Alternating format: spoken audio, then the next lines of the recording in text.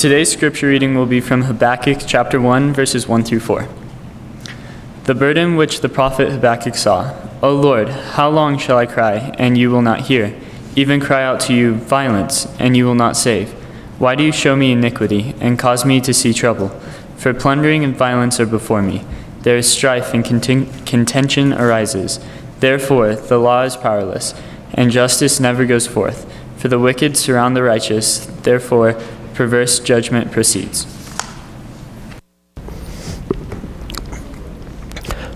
Other than being difficult to spell and even more difficult to pronounce, Habakkuk could have been written last week because of the thoughts that are in there really echo a lot of thoughts we hear today about God, about where was God, about why did God allow this to happen? Is God really out there? Does he not listen to us? All the things that people say. And Habakkuk gives some of the answers, and I think probably enough, but we have a whole lot more in the Bible. And I often wonder about people who say those things. Have you actually read what God says? Or do we just assume certain things? Well, today I want to look at Habakkuk and look into it and look in from the eyes of how Judah, which is written to the southern kingdom, how they looked at it, how with an understanding really of what they saw. And there's certainly application all the way through this book and all the books of the Bible as we look at it, to have that better understanding of it, to see how God moves and works and all those things. We've seeing that God moves in mysterious ways. The Bible tells us exactly how he moves, the way he wants to move. There's not much mystery about it. So we're going to look this morning at Habakkuk, look at the things that he has to teach us. But I want to dwell just a moment on this, on God's use of heathen nations. I've touched on it just a little bit before, but an understanding of it is this, that if I look at it from Judah's perspective, this is probably written 10 to 15 years before Jerusalem was sacked by the Babylonians. And in this instance, there's the cry out from the people. The first two chapters, only three, the first two chapters are dialogue between Habakkuk and God. The third one's actually a psalm, thus the Selah is in there. It's a pause, really. You're not supposed to read it. But anyway, it's really a psalm or a song. They often sing their psalms. But when you look at those first two chapters, you see the dialogue back and forth between God and between the prophet. And you see these things leading up, and there's that question we're going to answer hopefully again in a moment, at the end of this sermon anyway, of how long? We just had read for us a moment ago. How long can we withstand? How long before God intervenes? How long before God has all he's going to take and destroys this world? That's the one we ask now, right? I have no idea. Nor does anyone else. Don't let them fool you. Jesus said nobody knows. He didn't even know while he was on earth, right? So we look at these ideas and look at what the Bible teaches about this. And God used, matter of fact, in Romans 9 and other places, back in Exodus, of course, how he used heathen nations. He says about Pharaoh that I raised him up. I'm the one that put him in power. I'm the one that takes charge of everything. As a matter of fact, when you read John 18 and when you read Romans 13 and you read 1 Timothy chapter 2 and other places, Daniel, you know what you see? God's in charge of all the kingdoms. Whether they know it or not, he's in charge of all of them. When I read Revelation 11 and verse 15, right at the center of that book, you know what I see again? Jesus is in charge of all of them. He's the King of kings and Lord of lords. And that's something that heathen nations have never understood. That God says, I control them all. I used Egypt. When you went into captivity because they feared you, because of your great number, I used them to show my power. I used them to extol my name that they said they didn't know. That's what Pharaoh said. I don't know this God you're speaking of. He was looking at his pantheon right over here, all the ones that were named Ra, etc. Well, you're about to learn the name of Yahweh God, of the great I am. It's about time you learned who he was. God says, I used Pharaoh in that situation. He didn't raise him up just to send him to hell, but he raised him up and used him as an example of his power and his greatness. Assyria, Babylon, both those kingdoms, he used them yet again. Assyria to take away his northern kingdom, the Israelites, because they were wicked from day one. And he warned them and warned them and warned them. He took them away. Babylon, the same thing with the southern kingdom we're looking at here. God uses everyone the way he wants to. The New Testament, he certainly used Rome. You know, the thing is, these people think they're sitting in great high power. They think the thrones they build of ivory, of gold, of silver, of brass, huge thrones they build, are a testament to their name. Well, they are. You know what those thrones are now? Well, they've been melted, crashed, burned, stolen. You know what God's throne is? It's still under him because he's still sitting on it. It's never been touched by human hands. That's the power that God is expressing. And that's going on here when we're looking at this, because the question that repeatedly comes from Habakkuk, speaking for the people here, is that why does God allow these wicked nations to go, and here we are, his people, and he's destroying us? How can this happen? Or to put it in modern terms, how can God let the world keep going on with all these wicked people, all these wicked things, all these school shootings, all these other things, and here we still are? How can it be? First of all, we need to understand that we're not the only people that's ever lived. There have been thousands of years of people that have lived, that have suffered, that have died, that have seen horrible things, far worse than what we see, folks. Break open a history book once in a while. There have been some mean, unscrupulous people in this world, and there still are. And God understands these things. He sees the things that are happening and taking place. And when you look through the book here, look through Habakkuk in general, in chapter 2, he gets to the nitty-gritty with the Babylons. He basically says, let me answer the question here about how long these things are going to take place. If you look back in Jeremiah, especially chapter 52, look in 2 Kings, I showed you just a moment ago on the screen, you will see repeated times that God writes to Judah and Israel now, to his people in captivity and those still staying in Jerusalem, listen, I'm going to take care of everything. Babylon that I'm using now to discipline you, Babylon is going to be gone one day, and they still are, by the way. Matter of fact, when you start reading through Ezekiel later on and other passages, you will see God's judgment upon the nations around. It doesn't matter who they are that he's used through the years, they're going to fall because God says they will. They have served his purpose. They did repent at the preaching of the prophets. They didn't listen to the apostles and prophets when they were sent to them. They didn't listen to all the things, all the times God tried to bring them back, bring them to him. They chose not to listen. And God's going to take advantage of these things. God is going to take care. Notice he's going to have these woes. There are 5 woes in chapter 2. The plunderer, the greedy, the oppressor, the tyrant, and the idolater. All of these refer to Babylon or Babylonians. In chapter 1, he says, I realize they are great warriors. Horses are faster than leopards. That they are strong, that they are mighty, that they can do all this grievous harm to you. They can tear this city down to the ground in a matter of days and not break a sweat. Understand that. Habakkuk pleads with God that he is great, that he is loving and mercy, kindness, and all these things that are given to him. He pleads for God. He knows that you are sovereign, knows that you are just, knows that you are Yahweh, that you are the great I am. And God says, let me show you how great I am. Babylon had heard. Read Daniel 4. Their great king had heard God's message through Daniel. Daniel wasn't just in the palace for happenstance, by the way. He had a mission there for probably about 70 years or so.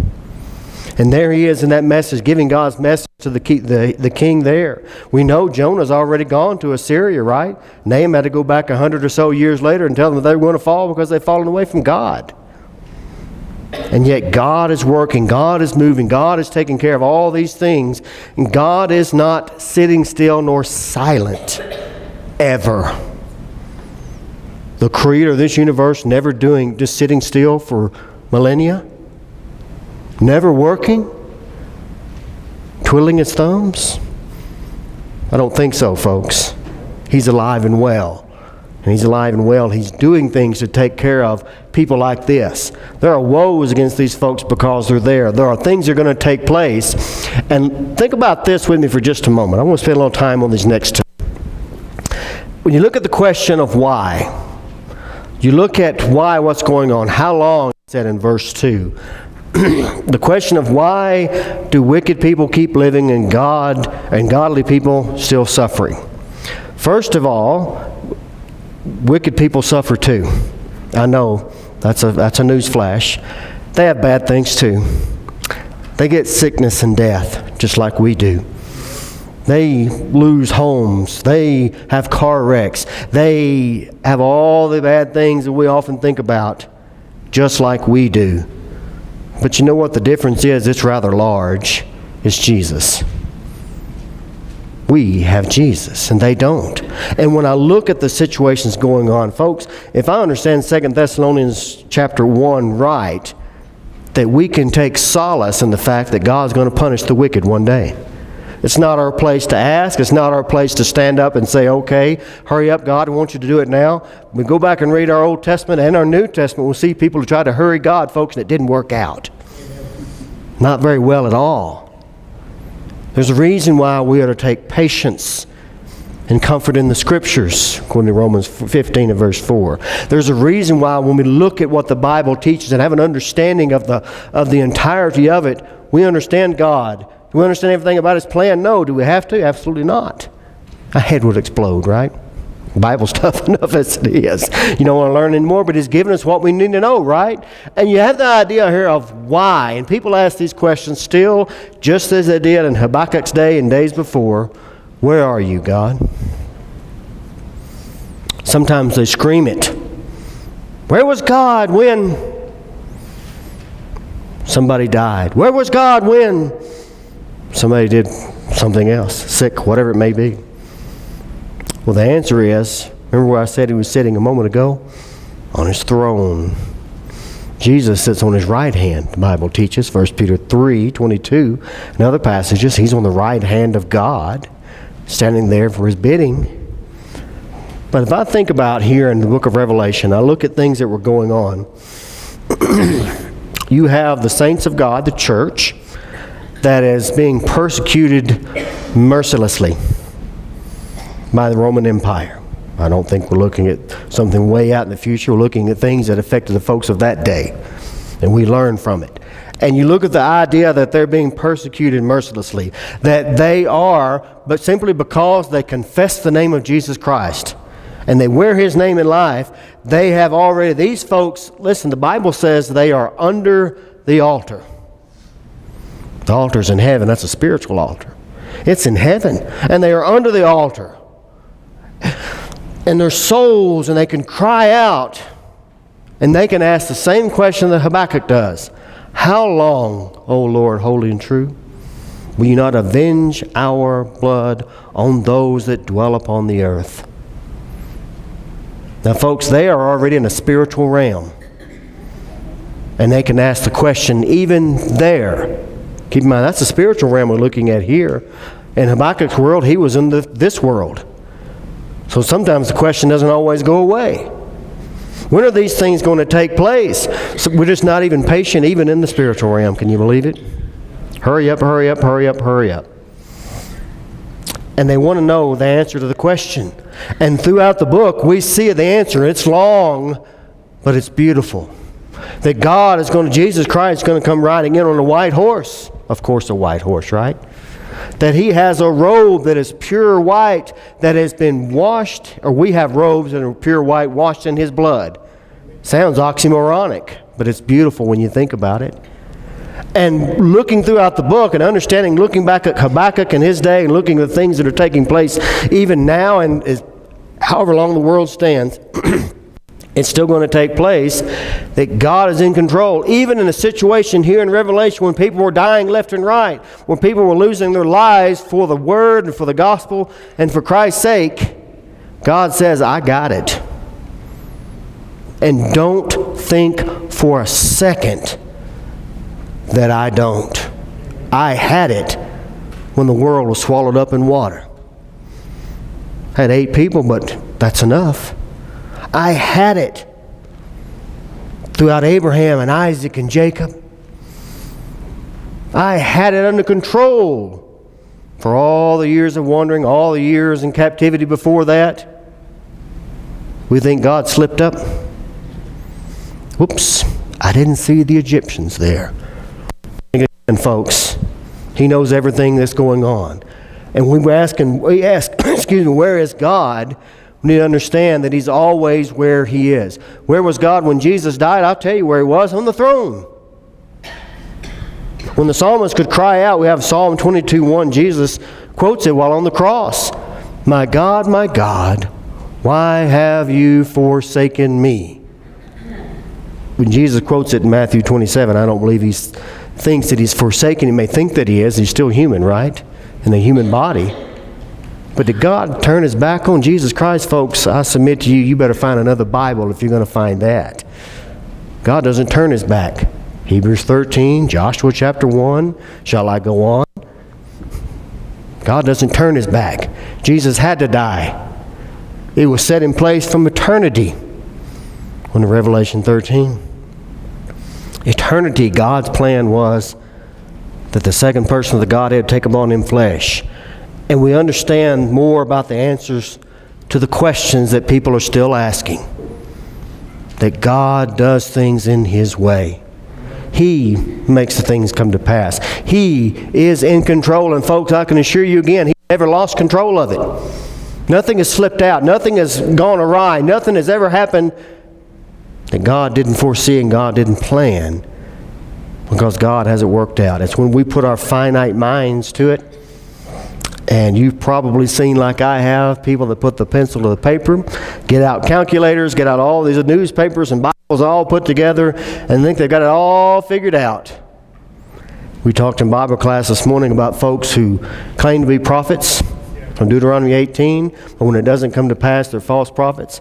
I've heard no less than 3 or 4 big prophecies by these big preachers on television over the years, and they didn't come to pass. I have a book by a guy that put out late 70s. He said by 1988 the world's going to be gone. He wasn't the only one. Several said that. I remember 1988. I was running around being pretty stupid about that time. But I wasn't that oblivious that I think I known what the world would have been gone. How about you? Right? God's promises are true. Man's promises can be broken. Man's promises can't be right. And I look back to Habakkuk's time, and I understand these questions of why, folks. It gives us that answer. That's why Habakkuk could have been written last week. For 1,000 years from now, the world still stands. It applies to everyday life. Now think about these last 2 passages right from Habakkuk about the how, looking at this. And if I understand, it's taken from chapter 2, as you can see there, understanding about it is this. That, especially in chapter 2 and verse 4, here's the problem. He's just been addressing those first 3 verses about wickedness, about wicked people, about all the things that were going on. Matter of fact, if you go back to chapter 1 and verse 6, he says very clearly, I have Babylon under control. Babylon didn't wiggle a finger, didn't bridle a horse, unless God saw to it. And when He put that power into play, and the folks here, you got folks that are outside of faith. And here's the thing about this prideful individual, proud, he calls them. They are proud, Babylon. And you can insert a lot of other people in there too. These people are proud. They don't know anything that's going on. They are not upright in their righteousness. But he says, the just shall live by faith. That verse has such a broad meaning, church. It is used in Romans 1, verse 17, talking about the beauty of the gospel. It's used in Galatians chapter 3, and referring especially to the new covenant. Galatians 3, verse 8, or 13. verse 8, and it's used again in Hebrews chapter 10 and verse 38, talking about the strong child of God withstanding. He just gone through all the how we're to be stand strong and never run and be strong before God and power of His might, as it says in Ephesians 6, similar language in Hebrews 10. But listen what he says, but the just shall live by his faith. Because that's the way it has always been. These things were quoted 3 times in the New Testament for a reason. That is power in that statement. That I can understand that the just shall live by his faith. If I'm unjust, I'm not living by God's faith. I'm living by whatever I've made up, whatever I think I want to do. I'm not living by God's faith any longer. But the Bible teaches from Habakkuk until the end of the book, and all the way back to the beginning, that it's through that faith. And that's how I live. How do I understand when I look at, in this instance of Habakkuk, looking out to Babylon coming, storming the castle, if you will, coming in with all the weaponry, all the things going on? And I stop just for a moment. And I can calm myself. Or whatever situation we face today, the just shall live by his faith. The just are going to walk in that faith, right? We're going to be so grounded, so cemented inside that faith, folks, that, matter of fact, you go back to Hebrews chapter 10 again, it is unshakable because God has designed it that way. So we have an understanding of what faith is. But when chapter 2 closes there, in chapter 2 and verse 20, I love the statement, I love the song. Haven't heard it in a while. I love the song that the Lord is in his holy temple.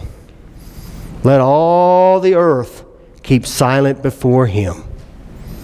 That is said right after he's gone through a long list of what Babylonians are trusting in.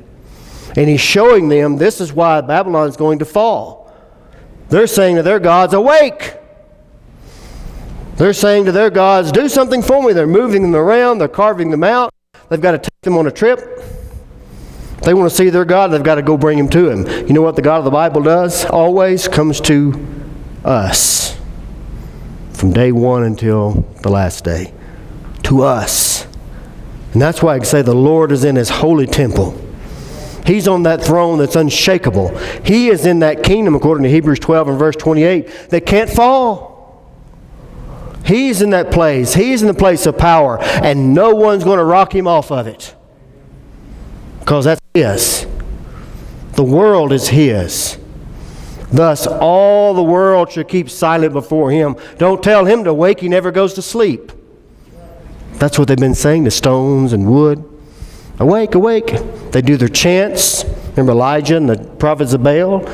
All the jumping up and down they did on the fire stack, trying to get all these things to take place. They literally try to wake him up. Elijah says, my God doesn't sleep. Nor does he miss a thing. That's Habakkuk's point. Look, Judah, we have the true God. We didn't design him. Think about it. If humankind would have designed the great I am, Jehovah God, would we have made him like he is? Why, he'd have been fun-loving and all those things that people like to do when they create their own gods. He is God. And that's why we can understand the how, the why, the who, the anything else that comes up. Because we understand God. And we look through the scriptures and we understand from Habakkuk or anywhere else, looking at that power, looking at that justice, look at that sovereignty, look at all those characteristics of God, of the true God. The others don't possess those things. Pharaoh learned. Nebuchadnezzar learned. Sennacherib and others learned throughout Bible history and secular history. The great I am is great I am for a reason. He is indeed great, and he is the I am, meaning from eternity. And that's Habakkuk.